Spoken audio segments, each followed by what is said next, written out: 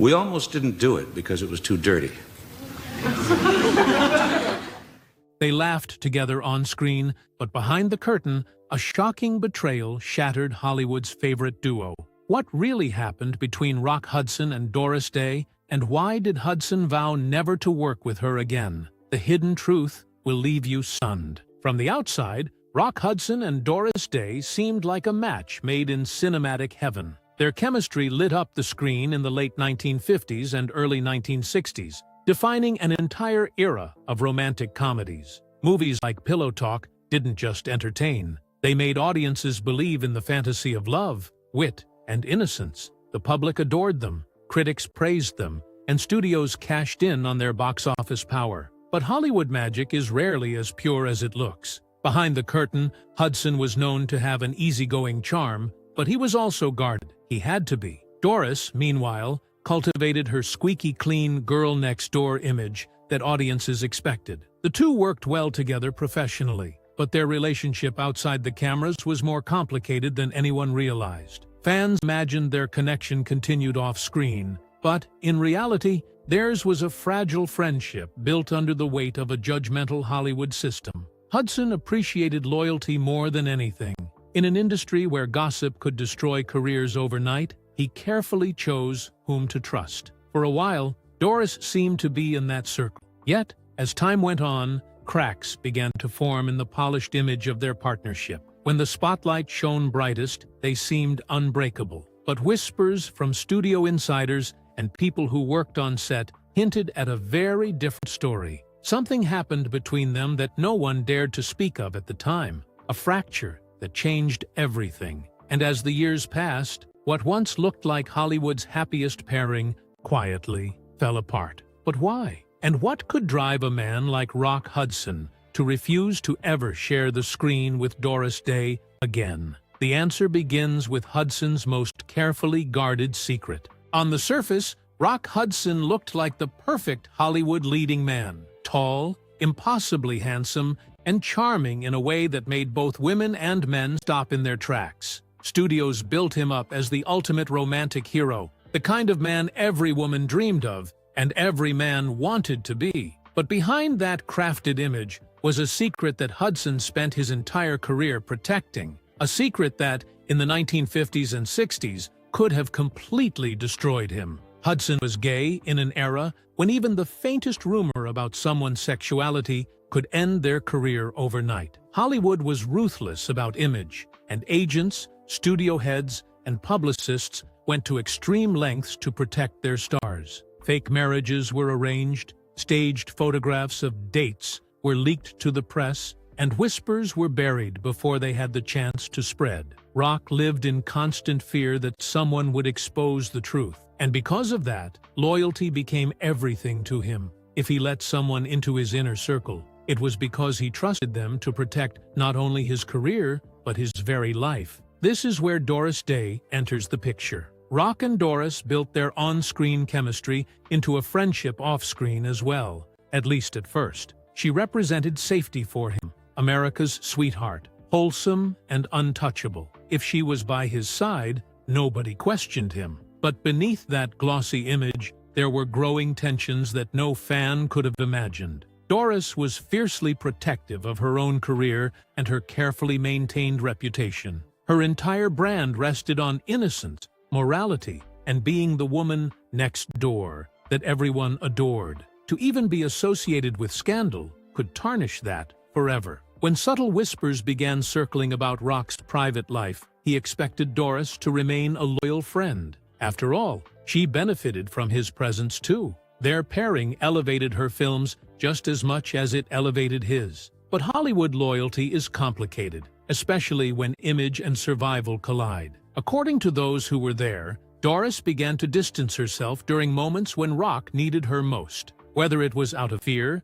strategy, or personal choice, she didn't always step forward to shield him when others began whispering. To Rock, this wasn't just about business. It was betrayal. He wasn't naive. He knew the risk of living in secrecy, and he knew how quickly people could turn their backs. But to feel that Doris, someone he thought he could lean on, wasn't fully in his corner cut deeply. In his eyes, Silence was just as damaging as speaking out against him. And silence was something he remembered. It was a dangerous balancing act for both of them. Rock clinging to his privacy, Doris guarding her image. But as the years passed, this unspoken tension grew until one particular project brought it all boiling to the surface. By the late 1960s, Hollywood was shifting fast. The glossy studio era was fading, and gritty new films were taking over. For Rock Hudson and Doris Day, once icons of wholesome romantic comedies, the change was unsettling.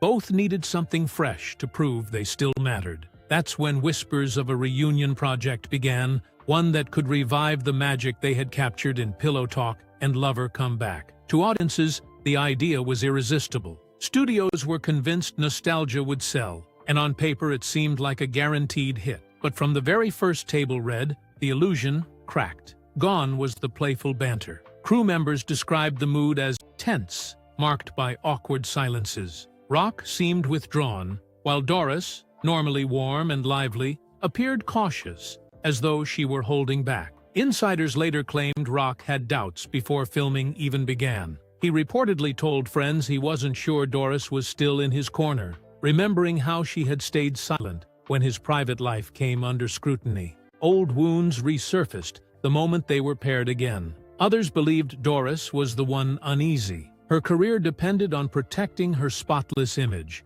and by the late 60s, Hollywood was hungrier for scandal than ever. If whispers about Rock grew louder, she couldn't risk being pulled down with him. Whatever the cause, the tension was obvious. Off-camera exchanges were polite, but empty. The sparkle that once defined their partnership had vanished. The project moved forward, but insiders admitted the energy was nothing like their earlier triumphs. Instead of restoring their legacy, the reunion only exposed the cracks. Rock left feeling more alienated than ever, convinced Doris no longer had his back. For a man who valued loyalty above everything, this was the breaking point. And soon, Doris's silence during this fragile time would cut him deeper than any failed performance ever could. This is where the story takes a sharp turn. To Rock Hudson, loyalty wasn't optional. It was survival. Every friend he trusted was a shield against the truth he feared the world would discover. But during the reunion years, when whispers about his private life began surfacing again,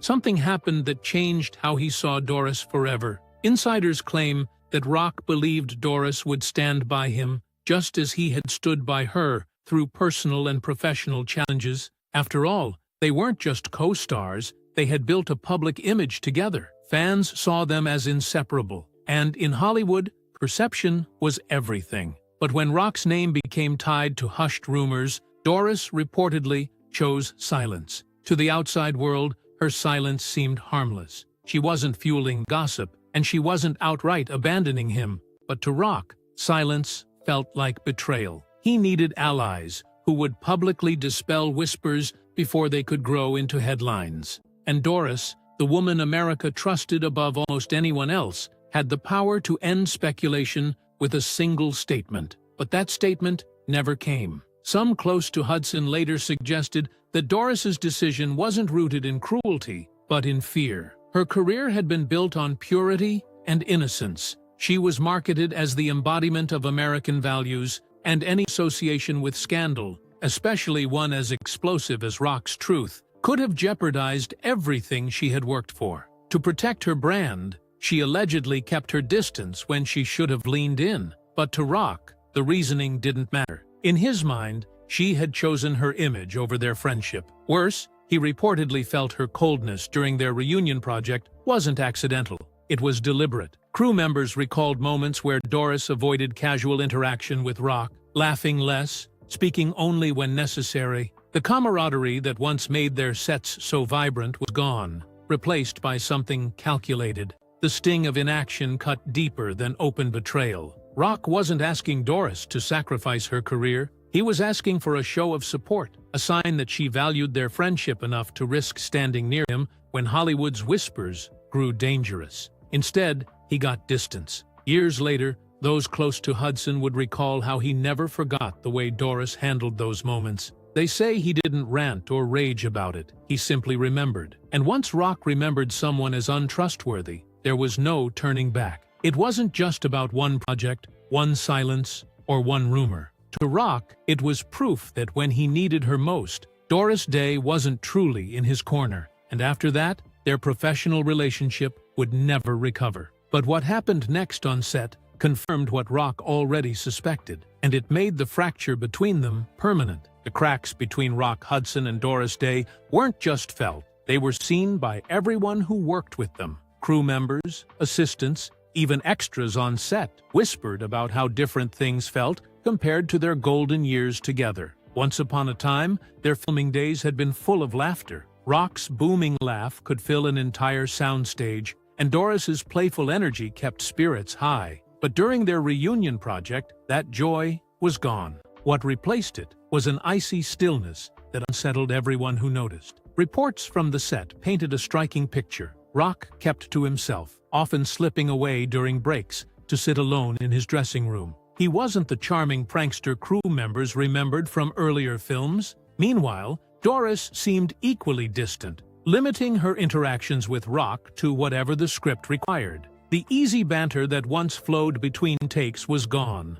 replaced by a kind of professional politeness that felt stiff and unnatural. Some claimed Rock made attempts to bridge the gap. He would crack a joke here or there, or offer a warm smile in hopes of sparking the old magic. But Doris rarely responded with the warmth he remembered. To observers, it looked like she was actively keeping a wall between them. This wasn't a fight that exploded in arguments or dramatic confrontations. It was something worse. It was quiet, cold, a slow freeze of a friendship that once defined an era. The tension began to bleed into the work itself. Scenes that should have carried the sparkling charm of pillow talk instead felt forced. The camera couldn't hide it. The twinkle was gone from their eyes. The chemistry that once had audiences swooning now seemed like two professionals going through the motions. Insiders later admitted the studio was concerned. They had banked on nostalgia, but what they got was a reminder that time and hidden resentments